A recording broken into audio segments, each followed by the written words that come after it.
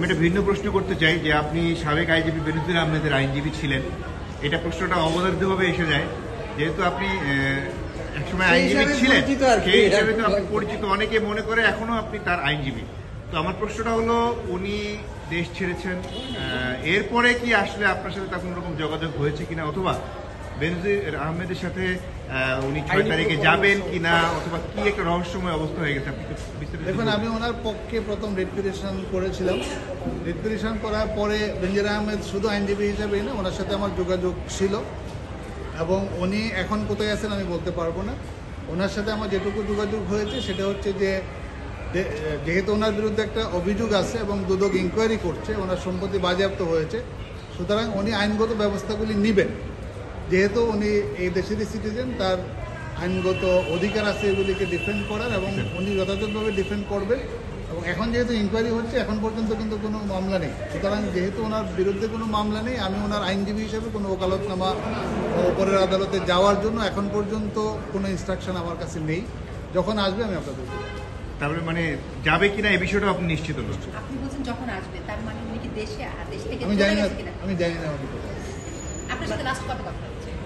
আমার সাথে লাস্ট অনেক আগে কথা বলছে, আরো প্রায় সপ্তাহখানেক আগে।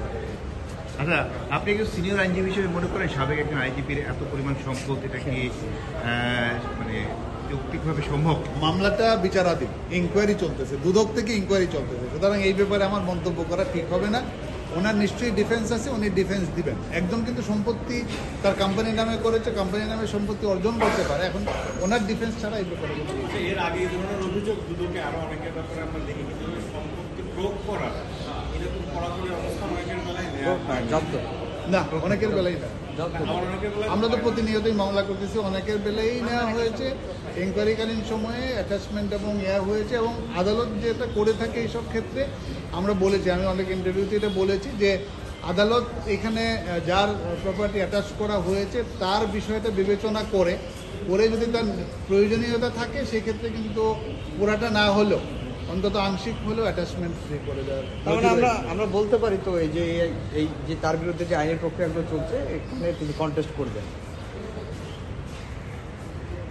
এখন এইটা উনি ওনার মতো করে কন্টেস্ট ডেফিনেটলি করবেন, কিন্তু আমার কাছে ইনফরমেশন এখন নেই। মানে আমরা এটাও বলা যায় মোটা দাগে যে উনি আসছেন না 6 তারিখে। No problem. Thank you. এত নিউজ শোনা